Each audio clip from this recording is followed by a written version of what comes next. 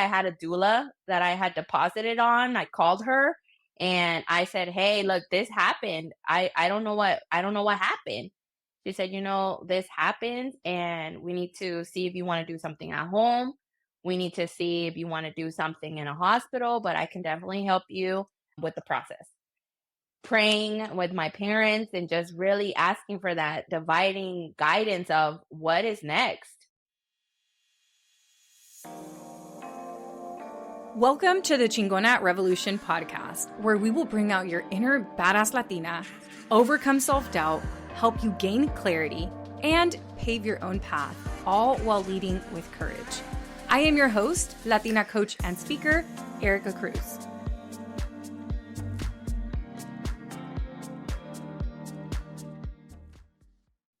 Hello, and welcome back to Chingona Revolution podcast. This week on the podcast, I'm interviewing one of my clients who is a co-founder of a nonprofit. She's involved in her sorority. She also is a career coach. I mean, this woman wears so many hats. She is a huge inspiration. And in this podcast episode, not only does she talk to us a little bit about what it is that she does, but she also shares with us how she overcame one of the most challenging times of her life. And I do want to give you all a trigger warning that we talk about her suffering a miscarriage. We also talk about suicidal thoughts that came up.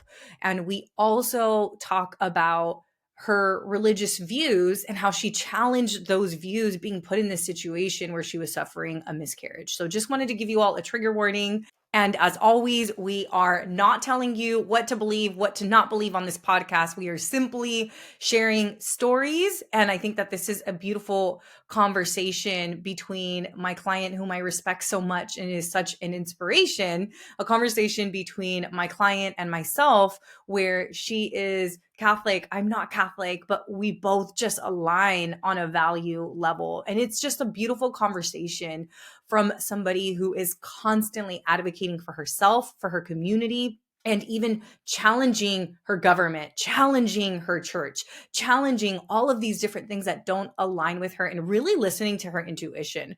So what I want you to take away from this podcast episode is the resiliency and the advocacy that she's had for herself. So let's get into this podcast episode because it is definitely a good one. It is super juicy. My guest is Guadalupe Martinez Aguilar, or also known as Flaka G. I'm going to let you share the story as to how this name even came about. But Janet, or Flaka, is from Mexico City, immigrated when she was 5, and has had just like so many different lives, being a community advocate as well as being a mother. And I mean, let's get into the interview because it is so good. How do you manage advocating for yourself and your community while navigating the fear and uncertainty of living in a country where you're undocumented or have family members who are undocumented? How did you find that balance? Oh, that's a good question. I think definitely just reminding myself that no one's going to do it better for me than myself, because no one's going to understand my story, my struggle, my family better than I do. But also making sure that I always stay informed with the best information, the most accurate information, and the best action that's going to be able to, the feasible action that's going to be able to make the change that I really want to see, not just hearing all of the noise, because there's so much noise around this topic all the time. Ever since I can remember being in this country, there's just so much talk about so many different things. So it's just about staying informed and really focusing on what do I want to see and how am I going to be able to achieve that, not only for myself, but for others, but specifically for those that I love. Yes, exactly. And I love what you said, that nobody's going to know your perspective like you. And that's why it's so important for us to speak up, whether it's in advocacy work or creating content or just speaking up at work, right? And advocating for ourselves, especially if you're the only one who looks like you in your company. Nobody knows what your experience is like but you. And there's also ways of advocating for yourself that aren't like angry, right? It's literally just being your biggest cheerleader. So, which is, I know that's something that you also help your clients with. So tell us what you do. What does Flaka do? I know you do a hella things. So give us the spiel. Yeah, so one of the biggest things that I'm doing right now is career coaching. Just like you said, my background is in HR. I've been doing that for close to a decade now. And that's really when you combine Flaka, the advocate, and HR mommy, the professional, it's a powerhouse because I know how to professionally put into words, this is how I'm feeling, this is what I need, and this is how you're going to help me get to that. So I'm doing career coaching. And I would say career consulting a little bit, also helping out businesses. I've been getting a few clients that are like, hey, I'm a small business owner. I'm not sure how to get up and started with hiring people, or what should I have in my books? Should I have a handbook? Should I have a policy? How many, what are the laws for that? So I love advocating for businesses and for people in their careers. Then I also have my own nonprofit, which we are POCA, Professional Opportunity Connection for All, where we advocate for our immigrant community to be able to hustle regardless of their status. And I'm a mom.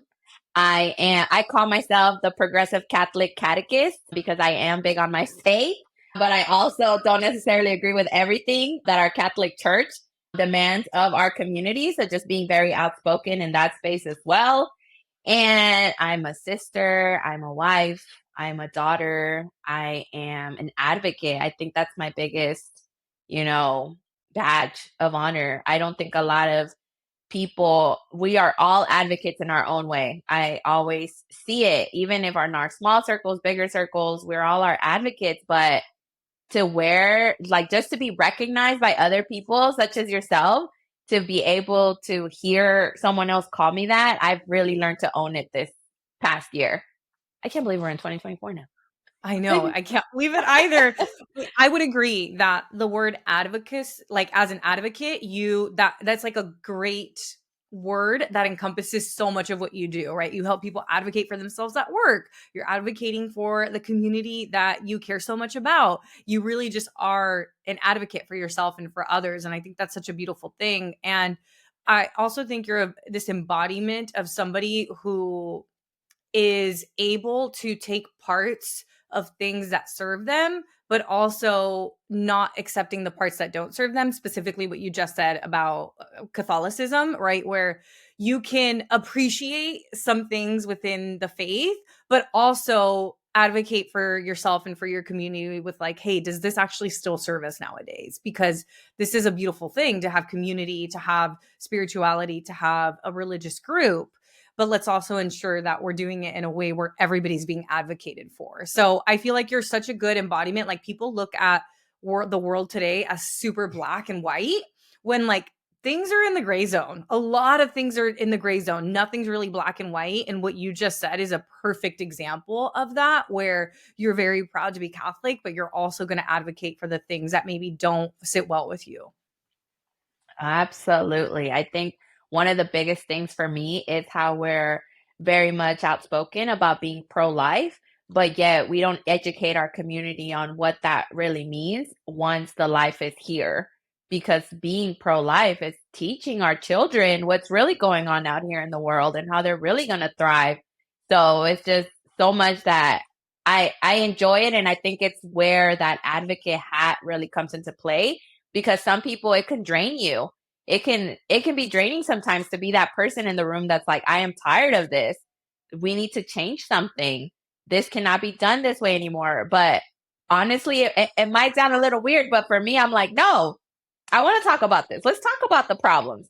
Let's talk about how we're going to solve this. Let's talk about how Mhm. we can all live a happy, comfortable life, agreeing to disagree, but making sure that we help each other out. What's it going to take? And I've gotten to see that not a lot of people can do that. So I'm truly fortunate and blessed to be able to have that, being able to stomach my feelings sometimes, but still portray my feelings in a way that's healthy for everyone in the room.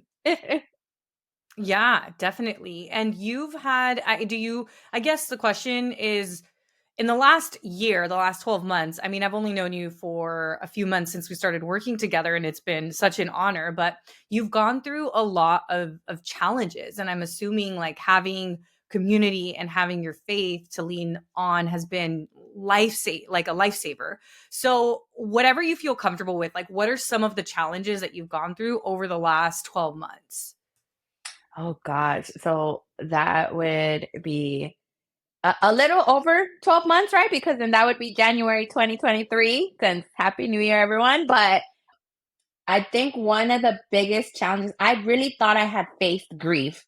I honestly thought I had faced that. Like I had gone through it. I lost grandparents. I lost uncles. I lost friends. I've lost church students. I've lost a lot of things, financial stability. I've lost even shoes, a phone. Like, I don't know. I thought like I had faced it. But December of 2022, I suffered a miscarriage. And I never knew what that was like. I didn't even know that was a thing. We do not talk about it. People do not share it, or at least not in my circles, not in my network. It was like, it's always babies are blessings and babies are beautiful and a baby starts growing in our bellies. And I already have a 4-year-old. So at the time, yeah, he's still 4. He's going to be 5. And I didn't know what that was. And the the way that it happened is just my faith really came into play because we have been trying. I have my son. A couple of months later, we start trying, or not months, actually, like a year and a couple of months later after my firstborn, we start trying and no luck. Nothing's happening. We really get into our faith. We start praying novenas. We start asking the church to pray for us. I start reaching out to friends, some of them that have so many kiddos. And I'm like, how do you do it, girl? Like, I need the secret. I need the recipe. And everybody's like, relax and just, enjoy it and just do this, work out a little more, maybe sleep more, get massages. We start trying all the things.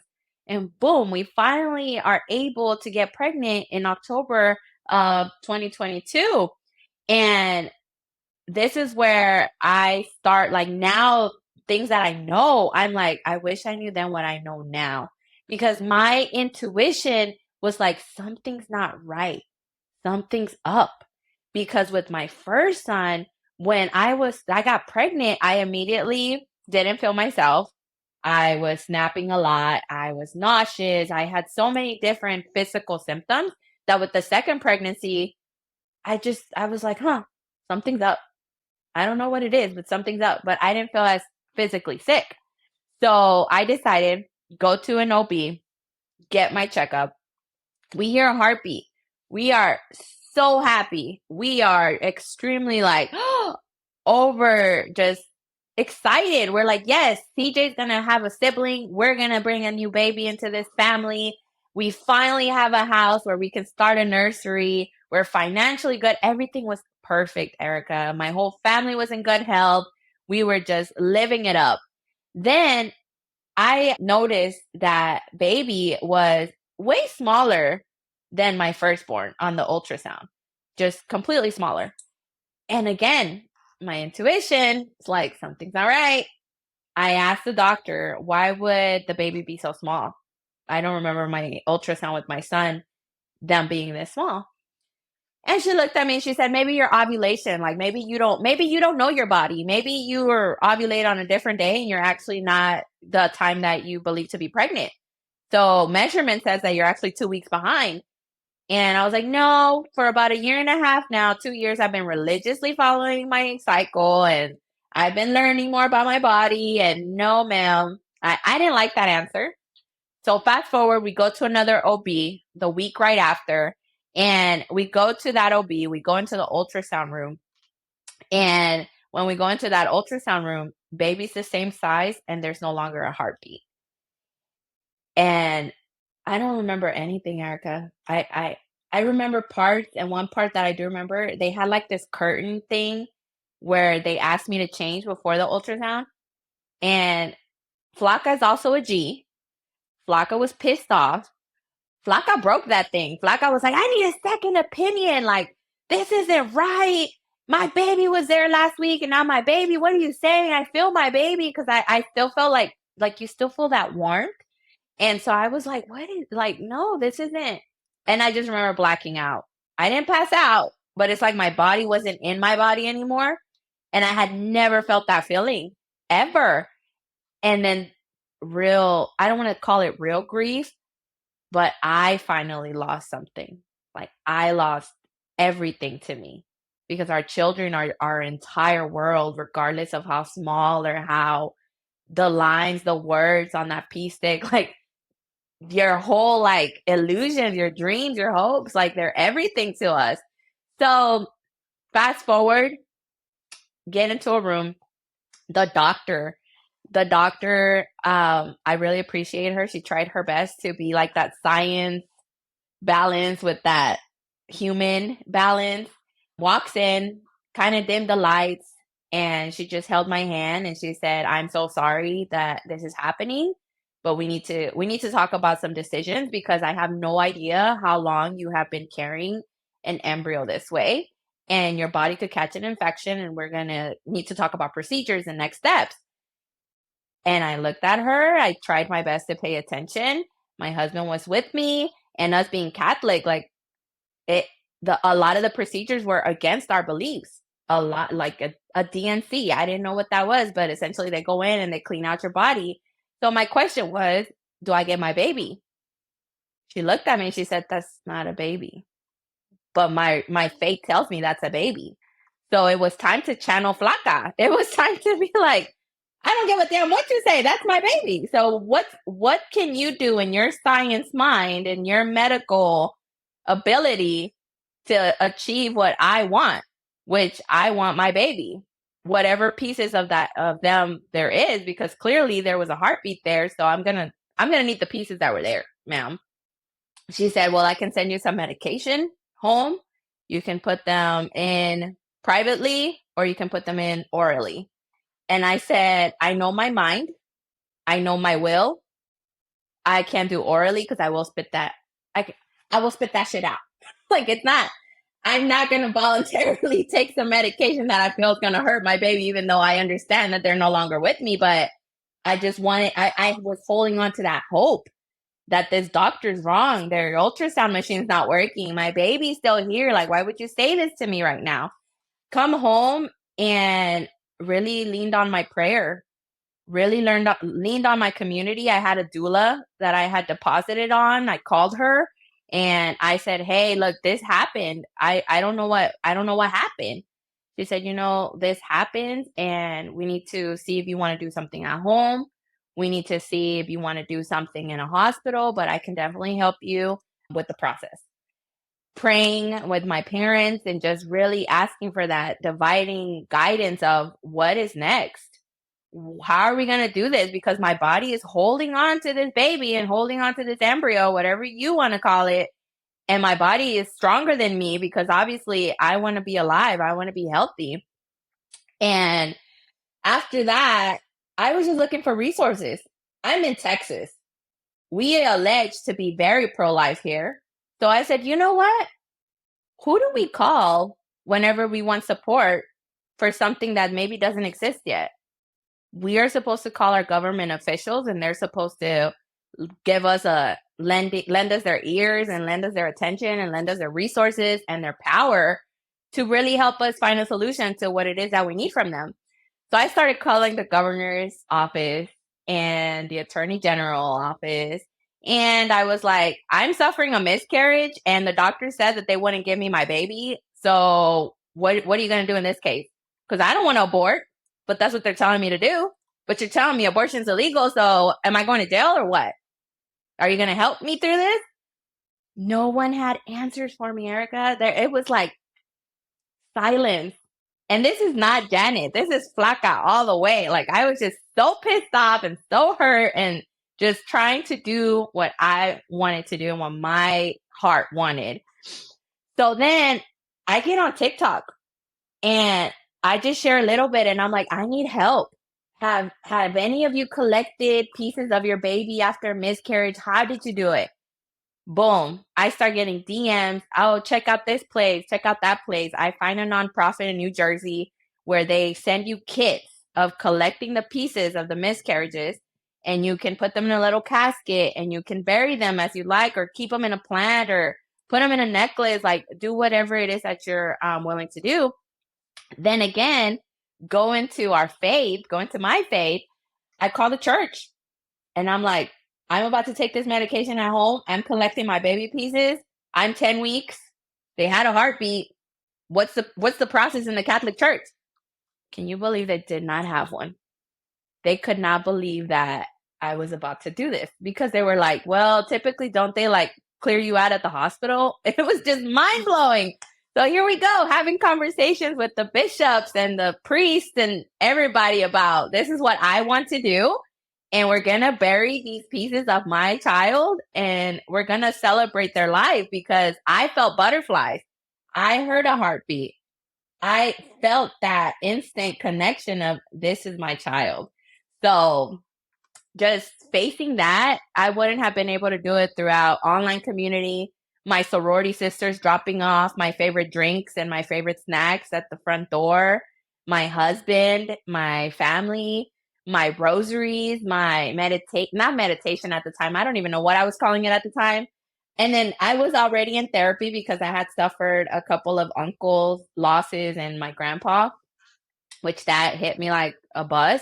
And that's actually how I found your podcast, because my therapist was like, you need to find that motivation again, and we need to get you out of this rut, and we need to figure out how we're going to do this. And I just remember, like, I need to find somebody that motivates me every day. And I want to be that chingona again. So I remember looking up Chingona on Spotify and all kinds of things came up, but your name of Chingona Revolution, like, come on, I'm an advocate. I want to like radicalize everything. And then Chingona in one phrase, I was like, this is it. And then I started listening. And after that miscarriage, I just was like, okay, this is God. This is my faith telling me, like, listen to your heart. You're being sent to this space for a reason. And maybe you need to work on finding that courage again to be yourself, to get out of this suffering. And I mean, so many things in between. After the miscarriage, I lost my corporate job.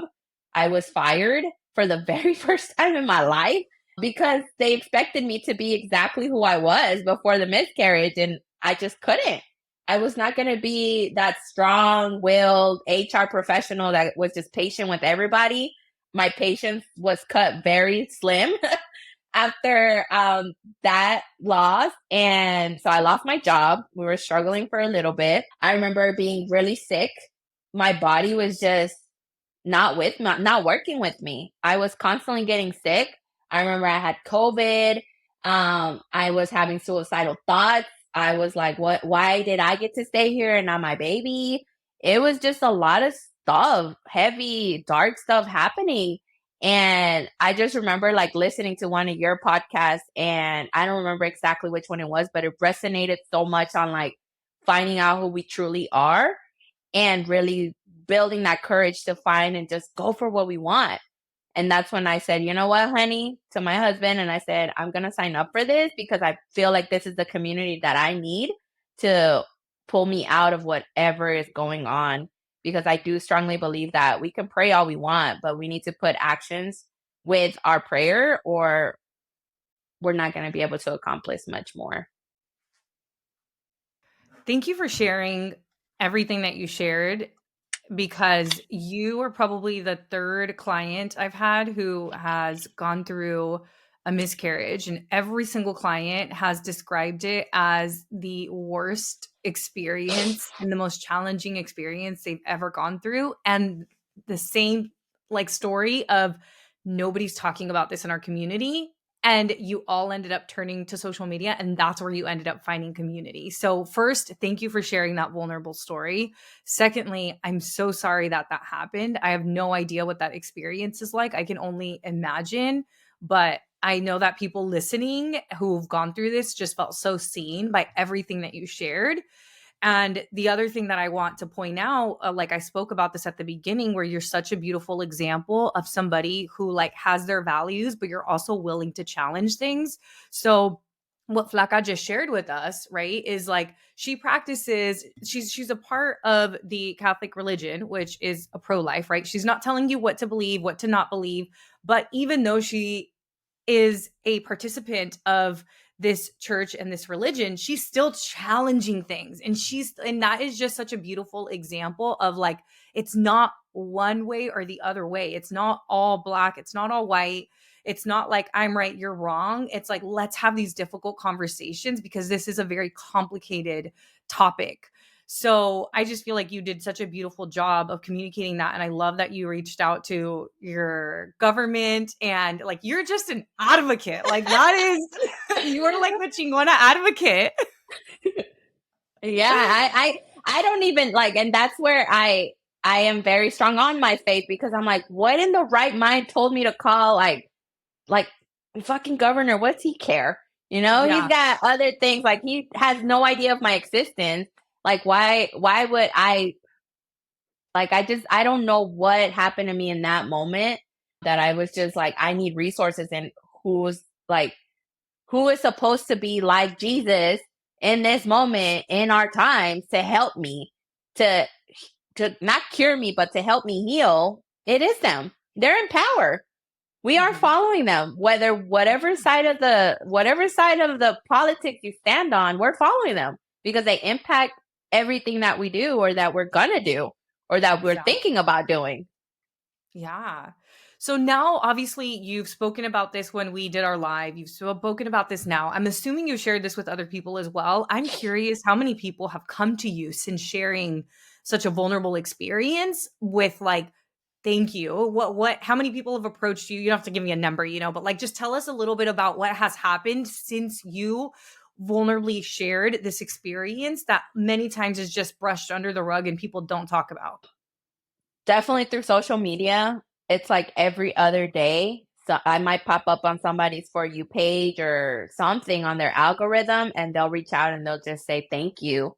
You know, thank you for sharing your story, and thank you for just speaking out about it, and just holding people accountable, or sharing the resource, or sharing your story, because now I know that I don't have to do a DNC. I don't have to go with what the doctor says. If I am feeling different at that time, they have to give me other options. I have found, people, one of your clients, I think we're not even in the same like cohort. We're not in the same like group. And I got to meet her in person. And it's just been so healing for me to meet people like her, who have been able to show me like, you can survive this, and you can come out better on the other side, because you shared with other people, and now we're like soul sisters, because no one's going to understand that experience until it happens to you. And then on, even with that, each of our experiences are completely different, and it's just, Right. and even in the language that we speak, because I was sharing with her, like in our Spanish language, I Yeah. don't know how to say I had a miscarriage. When I told my grandma, she was like, abortaste. And I'm like, no, is an abortion voluntary? Like, so I was like, I don't know how to explain to you what happened, grandma, but my baby died inside of me. But I You're did so not right. have anything. Yeah. Oh my I didn't have gosh. anything to do with it. So even in Spanish, it's like being able Yeah. to relate to other people that are bilingual like me, and first gens Mhm. like me, and just immigrants like me. Finding that has been so life-saving and powerful. But I wouldn't have found that if I wouldn't have gotten out here and shared my story and just talked to Exactly. people.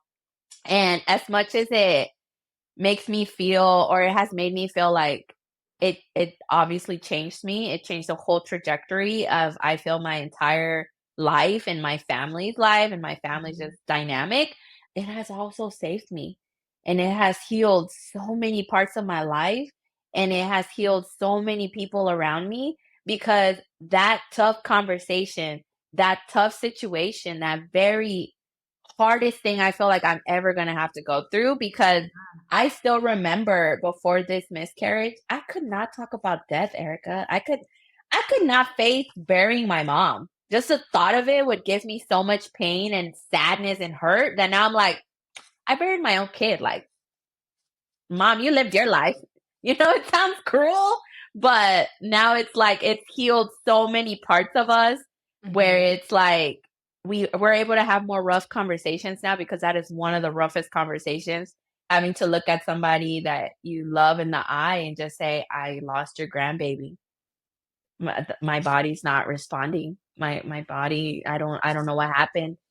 And just now, from that conversation, we've been able to have so many different conversations, and it's brought me to so many connections to heal so many parts of me. Like, Right. if I didn't suffer the miscarriage, I would have never heard your podcast.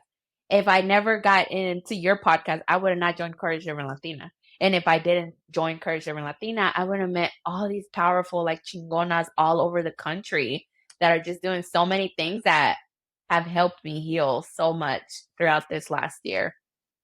Amiga, I hope you're enjoying the show. We are going to get right back to today's episode, but I just had to drop in and check with you. How are you feeling? How are things going? If you find yourself frustrated or maybe shaming yourself because you have not taken the action that you wanted to take, maybe you are just tired of starting and stopping or overthinking or worrying about what your coworkers are going to think about you or your family members are going to think about you if you finally start that project that you've been wanting to start. I just want you to know that I see you. I feel you. I overthought starting my Instagram page for 2 years before I actually started it. So I get it. I totally understand. And if you find yourself in this position where you know that you want to make 2024 your year and you're ready to stop procrastinating and start taking action, then I invite you to Courage Driven Latina. Courage Driven Latina is my signature program where you will legit change your life in 90 days because we are going to help you take action on a courage project in 90 days. I also recently introduced the Courage Project Paths, which I'm so excited about. So you essentially get to pick the path that you want to work on, and you can work on more than one path because the program is now 12 months, right? But we recommend one path at a time. And I'm so excited about these paths because we have a confidence courage project path. So if you want to speak up in your relationships or maybe speak up at work, this would be the perfect path for you. Or if you just want to establish more self-trust. The second path we have is the content creation courage project path. So this is perfect for you if you want to create an Instagram page, a TikTok account, or perhaps you are ready to launch your own podcast. We even have a whole podcast course inside of Courage Driven Latina. The third path is the career courage project path. So if you know that you want to be at the director level or the VP level, or maybe you're ready to change your job to a different job, then this would be the perfect path for you. Maybe you're like, you know what, entrepreneurship is cool, but it's not really for me. I really want to be a boss ass mommy. Then this is going to be the path for you. And last but not least, we have the Chingona CEO path. So if you know that you want to be an entrepreneur and you know you want to start your business, whether it's a coaching business or a physical business, if you want to sell a product, then this is the perfect path for you. Again, because this program is now 12 months, you can work on more than one path. We are so excited about this updated program, and now is the perfect time to join. So get ready because the doors are going to open on February 12th. Mark your calendar, but more importantly, join the waitlist for Courage Driven Latina by going to the link down below in the show notes, because when you join the waitlist, you are going to be the first to know when we open doors, and you may even get some early access. So ensure that you join the waitlist. I cannot wait to work with you. We have some incredible women in this program, and the fact that it's now a year long, we've already seen so much transformation. I can't wait to work with you. Let's get back to the show, and don't forget to join the waitlist. Yeah, how beautiful. And I also want for the people listening, like you're sharing this as you've done the work and really have processed this. This wasn't something you immediately did. You weren't just like, "Oh, I'm glad this happened because now blah blah blah," right? Like through you went through the motions, you felt the feels, you went through the hard Woo. times, you had the difficult conversations, and now that you're on the other side, you're like, damn, that was a humbling, difficult experience. And it's brought me to where I am. And the truth is that we're all gonna die. Like that's the only guarantee in life. Everybody's gonna die, right? Like we're immortal beings. Like we are going to pass. And Yep. you're right, in our community. I don't know how to say it. You earlier you were saying, how do you even say miscarriage in Spanish? I don't even know because we literally don't talk about it. Exactly. And it's just, you made me think of something right now about getting all the feels. I'm a small person. And my nephew yesterday, unfortunately, in my house, one of the restrooms, like you have two doors to go through. And one of the doors, Erica, on Christmas Eve, because the last time that when we found out that my baby's heartbeat was no longer there was December 16th of 2022. So that's right before the holidays. December 18th, that was a Sunday. We did everything to collect the pieces at home.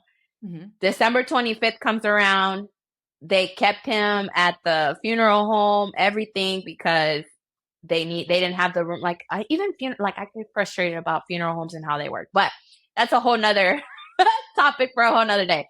But come Christmas time, everything hit me. Like, I think right after getting that devastating news, going through that loss, immediately my body was in shock. My mind was in shock. Everything was just shock. So I think like one ornament fell off the Christmas tree on Christmas Eve day, and I got pissed off. I was just triggered. And I went to that restroom door and I punched it. I've never punched things.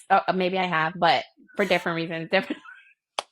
I am a little. There's a G to me, and it's not just because my middle name is Guadalupe. But I punched the restroom wall, and that was a year ago. And my nephew just saw it the other night, and he was like, "Why is your door broken?" And I think if my nephew asked me that a year ago, Christmas Day, I would have been like, well, what the fuck do you mean? I lost your baby cousin. Why would I not punch the fucking door? But yesterday I was able to look at him and say, look, baby, Tia was very angry. Tia did not know how to talk about what she was feeling or what I needed from anyone around me.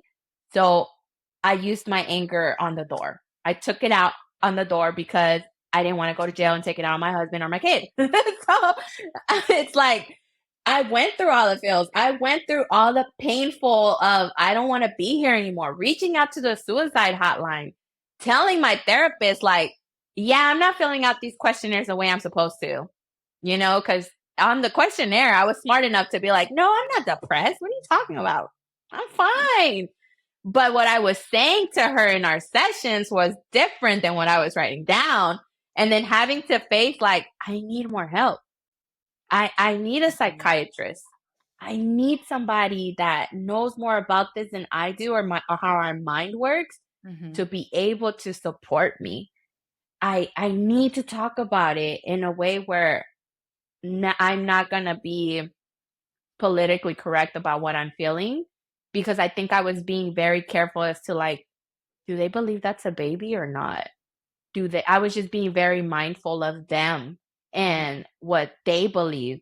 And again, that's back to channeling Flaka and being like, no, I don't give a damn what you feel or what you think. This is what I think, and this is what I want to say. And then I realized my husband works really hard to pay our insurance for us, and I'm paying them. So I need to tell them what I'm feeling, and then they need to help me. Yes. Totally. Yeah. And I think especially in our community, like we look at doctors and anybody in authority like that as just like the end all be all. And that's why I love that, especially there, you still advocated for yourself and still were able to bring your values to that space. Because yes, to your point, we are paying for this service. It is not free. We are not in a country that has free healthcare. Like we are paying for this. Somebody's paying for it, whether it's you or your employer. Exactly. Yeah. Exactly. Amazing. So thank you again for sharing that with us. And now I'm curious, like we kind of know where Flaka is now. Tell us a little bit about how this whole experience brought you and your partner together and closer. Oh man. It's just been I think just going through everything, it's really brought us to be able to communicate better, because not even just communicate better, but bond even without communication, if that makes sense. Because now, before it was like, oh yeah, you lost your grandpa. I'm so sorry, babe. Like, that's your grandpa. We had not lost anything that was ours together. And it's like we both lost a piece of each other. And that really made us both really sit down and think, what are we doing here? What do we really want together?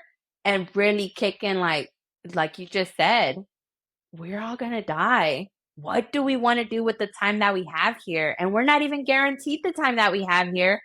So what is it that we want? And we really started having serious conversations about what are each of our strengths? What are our dreams? What are our goals? What do we really want? And no matter what the noise is around us, let's go and get it. So for us, one of the biggest things is our religion, right? We're both Catholic. So one of the things is right now, I'll disclose, I'm going through IVF and I'm a Catholic person. That's not ethical, but my body's telling me it needs help. So why would I not ethically help my body to reach what I want to do? Because I'm not guaranteed to be here tomorrow. Mm-hmm. And this is a conversation I had to have with the priest, because again, I'm not moving forward with anything without the blessing of my God. And our church says, our religion says, you have the authority to give me that blessing. So come on with it. And I'm either going to get it from you or I'm going to go get it somewhere else, because you're not the only religious person around me, right, priest? So it's brought us to learn so many things together, because my husband, before our miscarriage, he would not question the church. He would not question our religion. He would not question anything around us. And now we question everything together.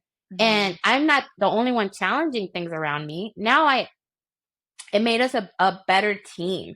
Yeah. Because now we're both like, okay, let's get on the same page, and we can't do anything without the other. We need each other. I need you to hold me accountable. I need you to talk to me. I need you to back me up. I need to back him up. So it just made us realize, were we really working together, or were we just working hard? So now it's... Are you working together, or are you just working hard? That is such a good reflection question for everybody who is in just any type of relationship. Wow. That's so good. Thank you for saying that. So when we were live, we talked a little bit about your husband, whenever you told him you wanted to join Courage Driven Latina, where he was kind of questioning it. Tell us what happened.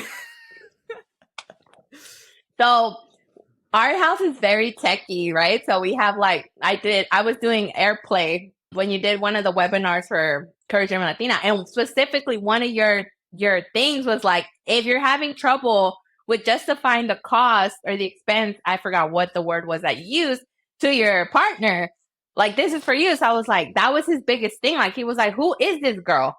Like, what are her credentials that you want to pay her all this money that we don't have right now? Well, we technically had a little cushion, right? And he's like, why would you want to use this cushion that we have when you just lost a job to go and pay this girl? And what does she do? You have a psychiatrist, you have a therapist, you have me. Like, what more do you want? You know, and I'm in a sorority. So whenever I was like, well, it's a community of Latinas. And he was like, but you have your sorority sisters. Like, what? And it's all very valid, right? Like, your husband was not wrong. Like, all of these are valid questions. So I was like, but you haven't listened to her podcast.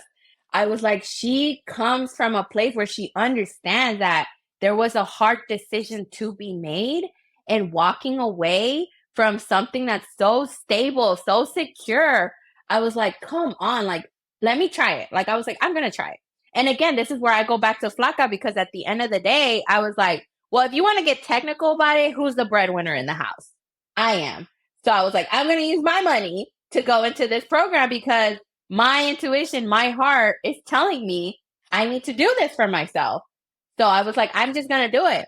And I was like, you know, one of the biggest things that I used on him, Erica, was like, he loves sports, right? And I was like, what really makes a coach be a coach? There's no coaching school. I was like, you can't get a degree for football coaching. You have to go through all the steps of these other people. And I was like, but yet you sit there and you like hail this Alabama dude that's about to retire. And I'm like, I need a coach. Like, I want to play in life. I want to continue going in life, and I need a coach, because my therapist is listening to me, but trying to get me to solve my own problems without giving me direct feedback, because she's just asking me, how does that make you feel? And let's talk about this, and let's try to see if this works for you.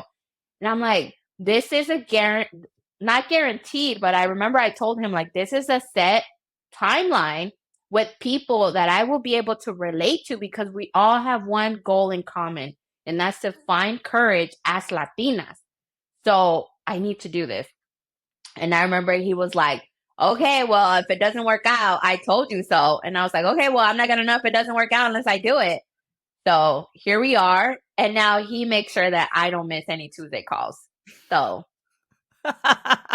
he gets so annoyed when I miss the calls because I have like something with my nonprofit. That's usually the only time I miss because I have to go do something with our group for my nonprofit.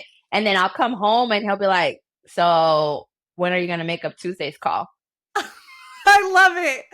Oh my gosh, I love it. So tell us what, and I just love that your husband's now so supportive and like has even taken Yes. on responsibility to make sure you take on the Tuesday calls, which you had shared with me when we did our live.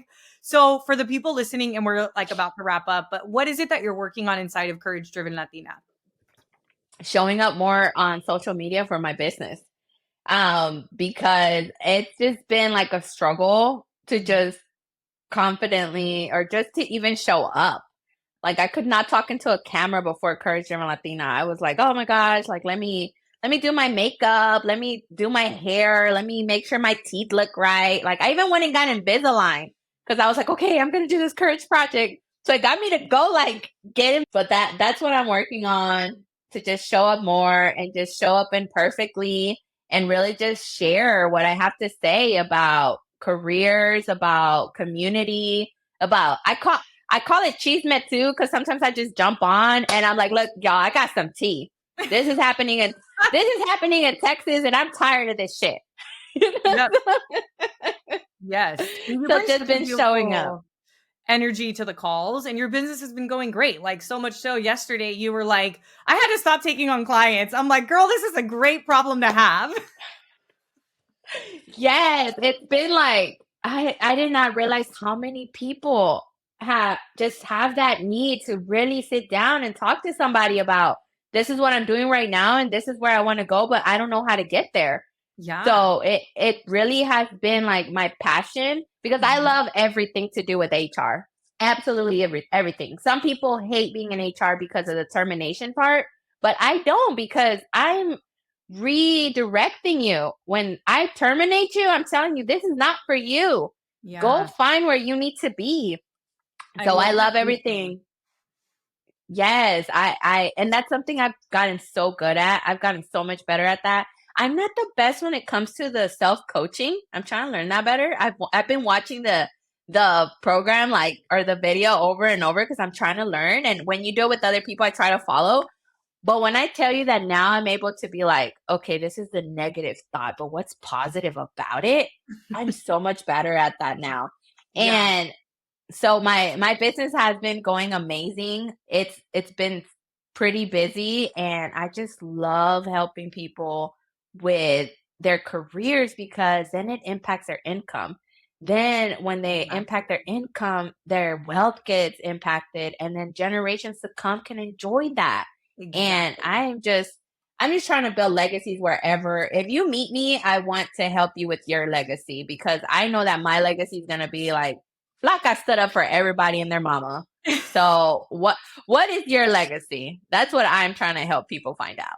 I love it. So if any of you are struggling with where you're at in your career, if you have questions about your resume, if you need help with interview prep, negotiations, reach out to Flaka. We will link down below your Instagram, as well as just like any other links that you want us to include.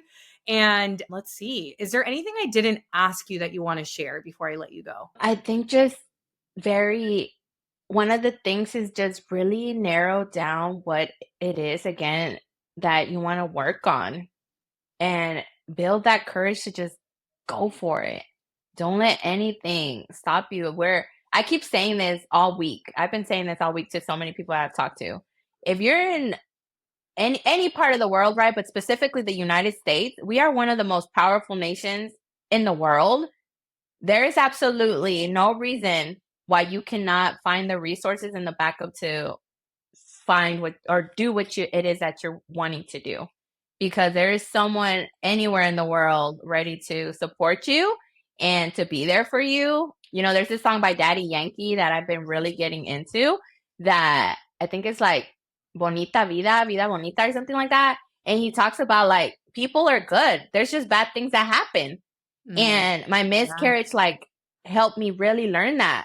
Like Yeah. there's so many good people around me that have really helped my healing and supported me through the dark, through the light, through everything happening with me.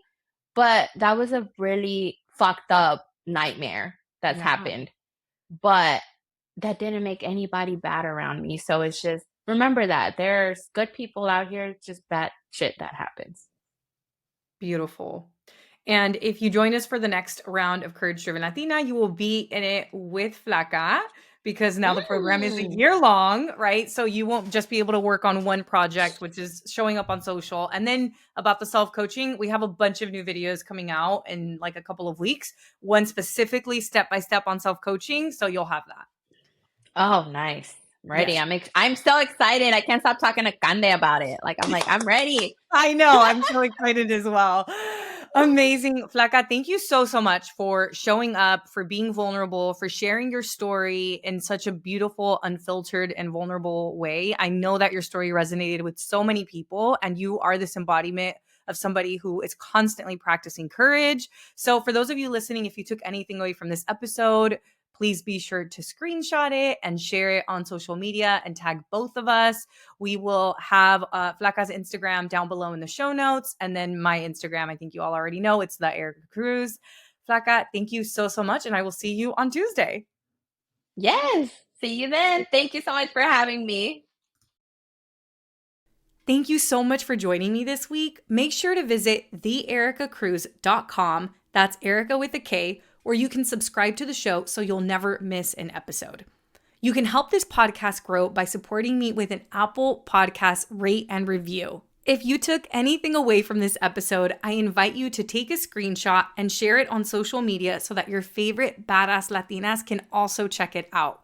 Be sure to tag me at the Erica Cruz. That's Erica with a K because you know I want to see it. If you're ready to join the revolution and be a part of the Courage Driven Latina community, visit couragedrivenlatina.com to get more information and join the waitlist. Thanks again, and I'll see you next week.